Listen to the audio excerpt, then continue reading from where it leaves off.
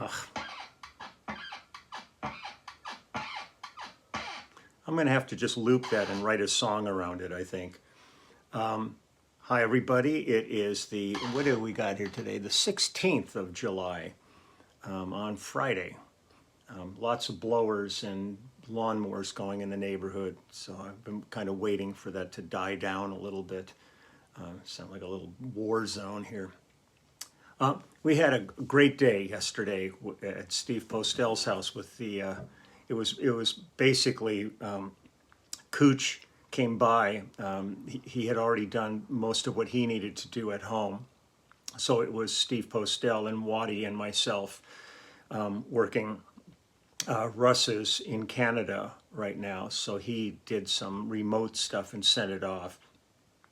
But the new song that's going to be the new video that we're doing, Waddy's the primary singer on it, and then Steve has a section in it, so we needed to focus on their performances. And it was really fun. We green screened my truck and did some filming inside the truck on the driveway. So who knows what's going to be going on outside the truck once the green screen gets addressed by Mike, who does all the video editing for us. We're just making all these chunks and pieces and sending them off. So so that was fun. It was really, we got a lot accomplished yesterday, and then I got home last night and finished off a track for Susie Bogus for a new recording she's doing, and sent it off, and we did a couple of tweaks, and she wrote back and is very, very happy with it, which makes me very happy. When Cooch was there, Cooch and Waddy and I, when we were all at Postel's house, we called Linda Ronstadt and sang her happy birthday and wished her happy birthday. And I said everybody on the network was sending out, birthday wishes to her and stuff, and she was thrilled, just tickled pink. And so that was great. I'm zeroing in on leaving for this 2-week tour with Peter Asher and Kate Taylor and Albert Lee and company. So I got stuff so piled up that I'm trying to get to finishing, but I'll get there. I'm going to finish this up, and then because everybody's so scattered right now, we postponed or canceled for this week our band Zoom. We do a Zoom every Friday morning at 11 with management, and there's things going on, but they said with Russ out of town, and I think Waddy had a doctor's appointment and stuff, we just said let's just blow it off this week, see you next week, and I'll just jump in from the road. But I've got some books and t-shirts I have to run to the post office and a couple other errands. I'm trying to stock up provisions in the house for when I'm gone. Let's see. After doing the story about Michael J. Fox and That's Why I'm Here album, I went back and I was looking at it again because it was one of these weird projects. We had gone down to Montserrat in the West Indies to record. Oh, hold on, that might be James calling me now. If it's 2 rings, it's not. Okay, it's not. So we had gone down to Air Studios in Montserrat to record, and we ended up really not getting a great deal accomplished. I ended up doing a lot of body surfing, got real tan and ate a bunch of food, and walked barefoot on a highway and burned the bottom of my feet really bad.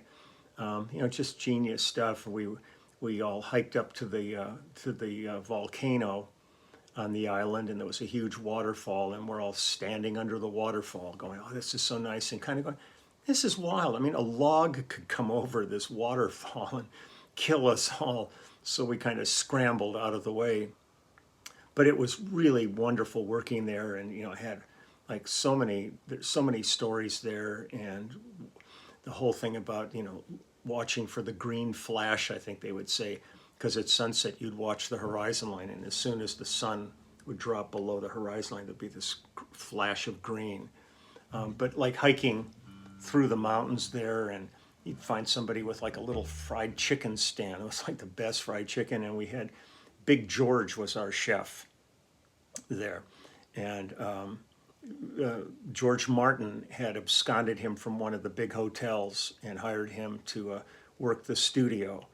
And this guy was unbelievable. He made the best soup. Every day there would be a new soup. And he would say, oh, let's go down to the beach, and we'd take like an old beat up hibachi, and he'd cook something on the beach while everybody was out swimming. So needless to say, we weren't getting a lot of work done down there. But when we finished down there, we ended up with 2 keeper tracks out of like 2 weeks.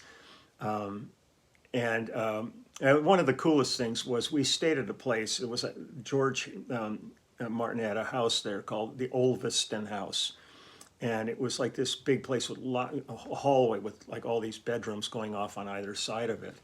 And they had a couple of women who would come over in the morning and do a breakfast, which was mostly like fresh fruit and, some eggs, things like that. But I mean, it was just one of these things that was so cool. And we could either like take a mini mook vehicle, which they had there, to drive to the studio, or just walk, because it was probably about a mile and a half or something to the studio. And most days I chose to walk. But Ed Kolakowski was with us doing tech work. I mean, I've talked about Ed in the past, who he toured with Zeppelin, and he was with James for years. He was like his guitar tech, but he was trained at Steinway, so he knew, concert grand piano. So, well, he put together like the absolutely best cassette of just great old like R&B and classic songs and rock, and it would rain practically every night while we were there. Those tropical rains, and Ed and I, it was almost like date night every night, because we at Olveston House, we'd finish at the studio and go back there, and then we would just go out. They had this beautiful lawn with all these trees near the swimming pool was right off the house. And we would go out there, and he had a boom box, and we would just stick the cassette in it. We'd lay down on these chaise lounge chairs out there and put the boom box underneath one of them, because it would start raining, and we'd just be out there in this warm rain, just gorgeous nights with a breeze coming through, just getting soaking wet, but listening to all this great music and telling stories. And we did that every night, and it was just unbelievably great. And then eventually Ed ended up moving to Marbella, Spain. That's where he lives now. But so there were so many moments there in Montserrat, but needless to say, we did not get a ton accomplished for various reasons. But afterwards, they went back to New York to continue on this project. And at that point, I think I was heading out to go work with Phil Collins. So I could not continue on this project. So Tony Levin ended up picking up the slack at that point. And I think Rick Schlosser had been the drummer when we were in Montserrat, but Russ ended up picking up there. So it was like 2 completely different rhythm sections. So the song I want to do today, Tony actually ended up, we worked on it while we were down in Montserrat, but James hadn't really solidified it in his mind yet. So when they got back to New York and continued on it, Tony ended up playing on this one. I've played it a ton of times on the road during my tenure with James. And this all kind of stemmed out of, we had gone down and played the very first Rock in Rio festival in Brazil, in Rio, which was an amazing experience. Just this massive field outside of the city of Rio that I think their Army Corps of Engineers just bulldozed this thing that could hold like, I don't know, a couple of 100,000 people out there. And it was great. I think the night we played, I think it was George Benson was on before us. We played, then Queen followed us.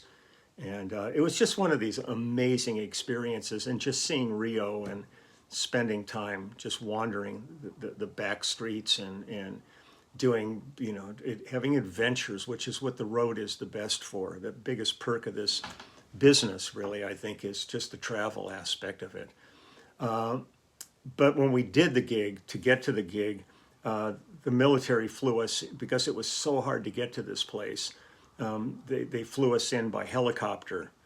But lo and behold, when the gig ended, they weren't flying at night. So we ended up taking buses back to the city. Well, it's all these old diesel-driven buses. So many people. I think it took us over 5 hours to get out of the parking lot. And in the meantime, it was like almost like in this bowl, and diesel fumes were building up, and everybody was getting sick. I mean, in every bus. I mean, it was like just the most crazy thing you ever saw.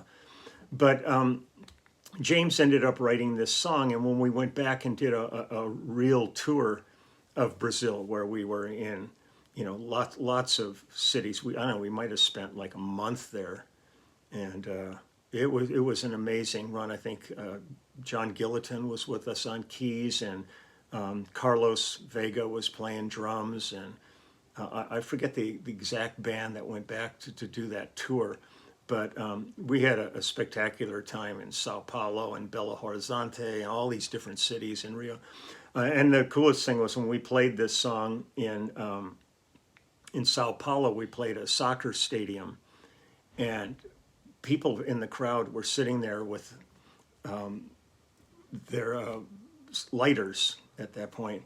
And as we're playing, they're holding them up and flashing like on the beat with the scene. But because of the size of the venue from the stage, you look out and it was this wave of fire, because they're hearing it in a delay. So this wave kept roaring through the place, and we were like flipping out on stage. It was one of these things where you're going, I've never seen anything like this before. It was really amazing.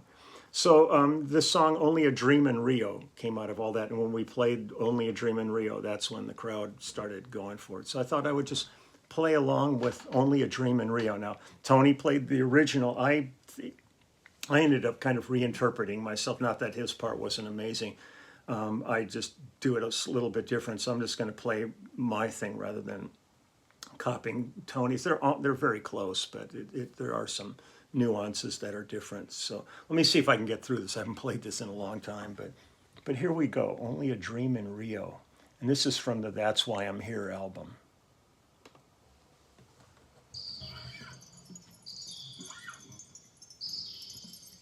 More than a distant land, or a shining sea, more than a steaming breeze, more than a shining eyes. Well, they tell me it's only a dream in Rio.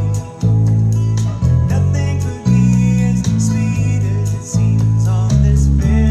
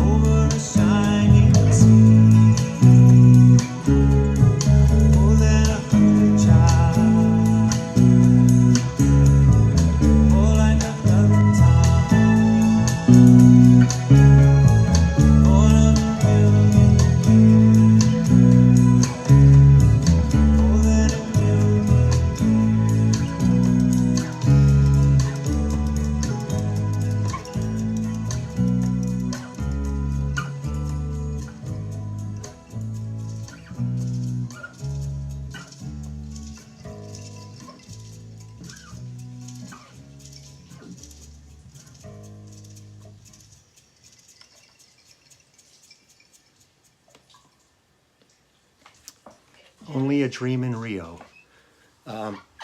So that was a great adventure that we had down there, and it was really always a joy to be playing that song in Brazil. So I'm gonna pack it in, get to work now, get to take care of the stuff I got to do. Please be careful out there.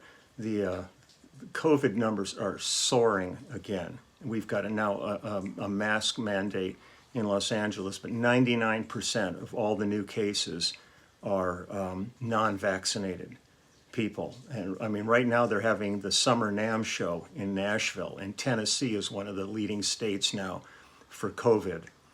So I hope that this didn't turn into a super spreader down there, because I know a lot of people haven't been vaccinated.